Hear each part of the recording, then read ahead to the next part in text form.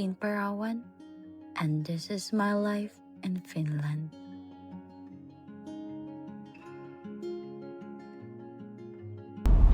Hello everyone! Hello Filipinas! We're going to ski today with Elaine, with Jess, and me. Wish our luck today we could get like a bone break or something. Let's go!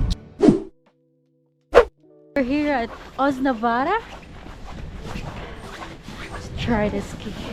Today, we're finally going to Osnabrück for my first ever ski experience here in Rovaniemi, Finland. I never skied in my life, like tropical girl trying winter sports. This is going to be interesting. We searched Osnabrück, but we ended up Osnabrück Hotel. This is not the ski resort, this is a hotel. I mean, tama naman yung name but wrong destination. Me okay? Okay, sure. So, naliligaw kami ate ko. I'm speaking Tagalog, okay? Uh-huh. This is for the video. Yeah. Okay, wait. I will put the GPS on because I'm nervous. Maligawin na pinuntahan. Pero ito yung isa sa mga magandang pangyayari sa mundo. We're rerouting to the actual ski resort. First timer problems, we misread the map. But honestly, I don't even mind. Sometimes getting lost is part of the story. Na yung totoong ski resort naligaw-ligaw pa kami, pero ayun yung isa sa pinakamagandang experience kapag nagta-travel kayo is yung maligaw kayo hindi nyo na alam kung ano pupuntahan nyo. Say that we experience like we get lost, we don't know where to go, and it's like it's the best experience traveling. Getting lost. And now we found the ski resort. I'm so excited. You know what I realized? Sometimes the best part of traveling or experiencing a new place is getting lost. Because when you get lost, start noticing things you wouldn't normally see. You're discovering new paths, new moments, new stories. And somehow, you still find where you're meant to go. Maybe that's what exploring is. Trusting the journey, even when you don't know the way. It's negative 13. Lalong palapit ng palapit yung katotohanan, mas lalo akong kinakabahan. So this is the route. Green one is for the beginner. Then blue, red, and black. Black is like the more difficult one. Yeah. So we should go to the green. to the green? Yeah, just to try to train you.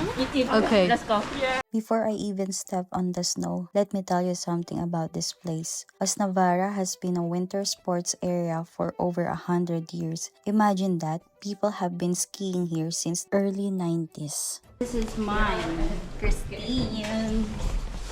Nakuha na namin ang aming keycard pass. People were already climbing this hill with wooden skis, no fancy gear, no heated gloves, just pure love for winter. Meanwhile, I can barely walk in these boots. Walking in ski boots is not aesthetic at all.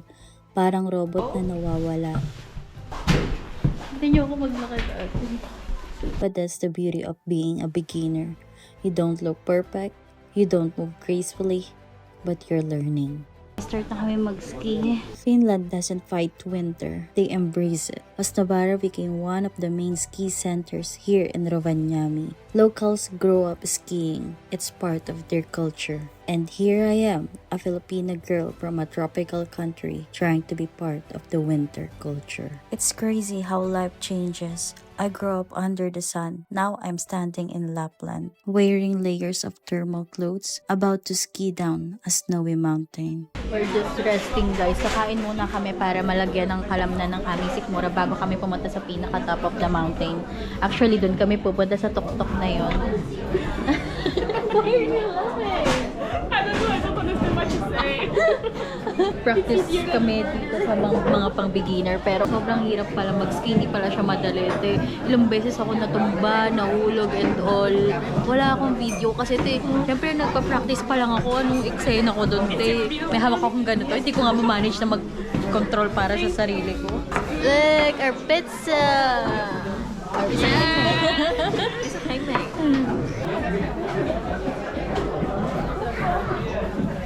Hot choco! Samahan nyo kami mamaya after namin kumain doon sa tuktok ng mundo. I mean, tuktok ng bundok because sobrang ganda ng view doon ate. Kaya, let's go. Look at my food. A burger and fries. And ketchup. And ketchup. This is Elaine and Jess. Nice to meet you. Yeah. So we're gonna eat now. Punta na kami doon sa pinakamataas na ski. Kasi kaya na namin to eh. Tapos na kami sa beginner part. Hindi ko alam pag ako may nangyari sa akin dito guys. Kayo na bahala sa akin. Sobrang grabe tong experience na to. Eh, first time ko to te. Tapos sobrang sarap lang sa pakiramdam na may mga nagagawa ka na ganito. New experience, bagong memories. Minsan lang tayo mabuhay. Kaya syempre kailangan natin sulitin yung buhay na to. Nagkakamali man tayo. Pwede tayo ulit magsimula at matuto. Hindi lang magiging tama ang isang pagkakamali pag ginawa mo pa ng isang pagkakamali. Live a life you will treasure. Hindi natin alam kung kailan tayo mawawala sa mundong to. Taas ang kamay at walang ikilos ng masama. Kung ayaw nyo ang isa sa inyo mawala. At nang ito ay plinano ko una pa lang wala ka na magagawa.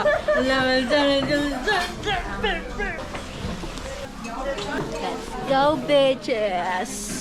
And now, we're going up the mountain. This is it, the real slope. I'm excited, like genuinely excited. But there's also something else. Not fear, not yet. Just a quiet feeling in your stomach when you know something big is about to happen. The higher we go, the smaller everything looks. The people below starts looking tiny. The ground feels farther. And suddenly, it doesn't look like the beginner area anymore. From down there, it looked manageable. From up here, it feels different. Stepper, faster, more serious. I take one deep breath. Okay, this is it. I push forward just a little. At first, it was fine. It's smooth. It's actually kind of peaceful. And then, it starts getting faster. Just a little faster than I expected. Trying to ski na sobrang taas niya here. Tapos na out of balance ako, tapos sumuko na ako agad sa sarili ko na nilaglag ko na lang yung sarili ko, tapos hindi ako makatayo, tapos sobrang in-anxiety ako ate, tapos naiiyak ako kasi wala, parang ang hina-hina ako, iiyak ako kasi ngayon tumatawag sila ng snowmobile para sunduin na lang ako dito na hindi na itry itong skid na ganito kasi sobrang pababa niya talaga, as in. Well, first time ko lang naman to pero sobrang hirap talaga mag-ski. Hindi ko alam kung ginagawa ko to para pang patanggal ng stress, ng anxiety, ng lahat ko. O ginagawa ko to para magka-anxiety pa lalo.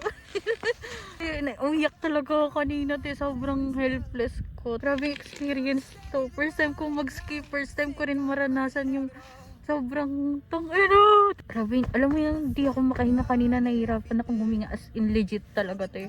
Hindi ko to makakalimutan. But I know the things he gives me, he can take away.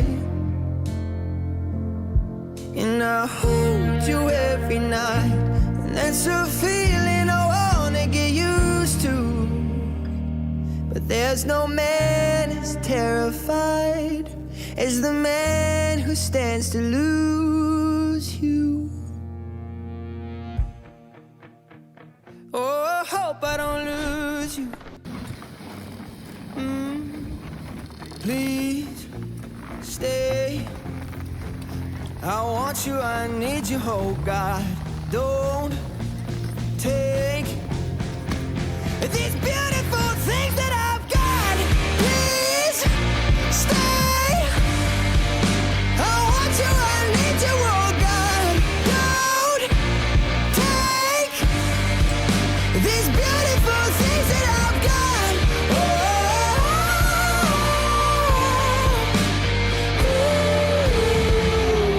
Please don't take. This is me. Grabe yung rest ko, 10 hours sleep. Tapos, sobra sakit na katawan ko ngayon. Kaya gusto ko na lang humiga, maghapon, magdamag. Grabe yung experience ko. Grabe, sobrang Di ko akalain. Di ko talaga akalain. Basta masaya siya na mixed emotion na grabe. Di ko akalain na mararamdaman ko yung ganun na naging anxious ako sa taas ng bundok and all. Tapos umiyak pa ako. Ganun. Ang daming eksena, ang daming nangyari. Pero overall, masaya siya. To share guys that I lost my passport. But I found it. Yeah, I'm so great. After that mountain experience, I needed something calmer, something simple, something I could control. So in Finland, they have this machine where you return empty cans and bottles. It's called the deposit system. Every time you buy a drink, you can pay a small extra amount. And when you return the empty bottle, you get money back. Look what I'm doing. The first time I tried this, I was so curious. I didn't grow up with this system. In the Philippines, we don't really have this kind of thing. When I put first scan in and it showed up the amount on the screen, I don't know why, but it felt so happy. It's not even a lot of money, sometimes just a few cents, but watching the number go up, parang may small achievement. Look at this guys, meron akong 5.90 euro. At pupunta na ako sa K-Market ngayon para i-receive tong 5 euro.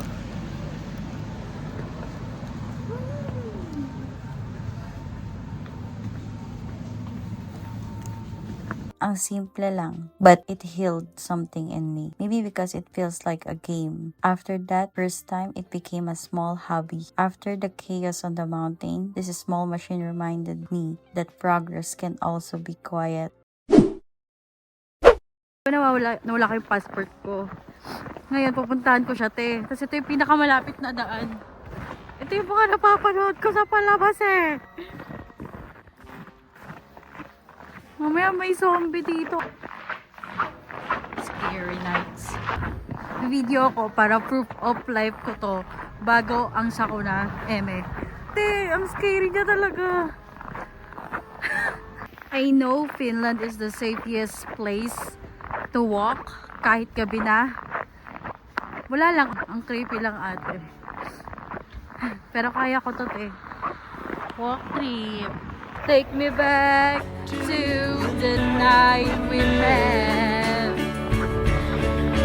I had all and then most of you, some and now none of you. Take me back to the night we met. I don't know what I'm supposed to do, haunted by the ghost of you.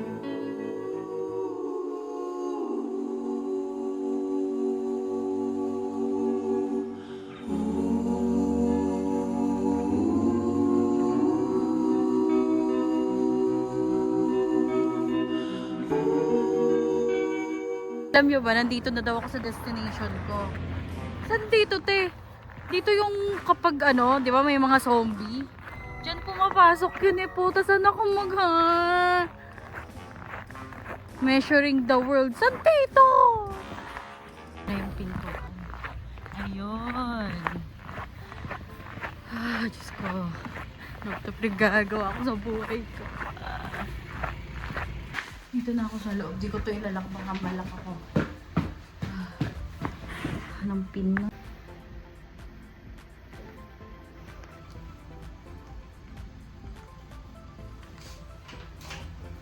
Ah! My passport! Okay. I'm done. I'm good. I'm satisfied. And yeah. So happy I got my passport back. Mission pass. Mission complete. Some moments change you in ways you don't notice right away. Yung mga simpleng bagay. A fall, a wrong turn, a small smile. They stay with you. No big drama, no perfect timing. Just quiet shifts, little reminders, gentle courage. And somewhere in those tiny moments, you grow. This is my life in Finland. A journey that's soft, messy, beautiful, and somehow exactly what I needed.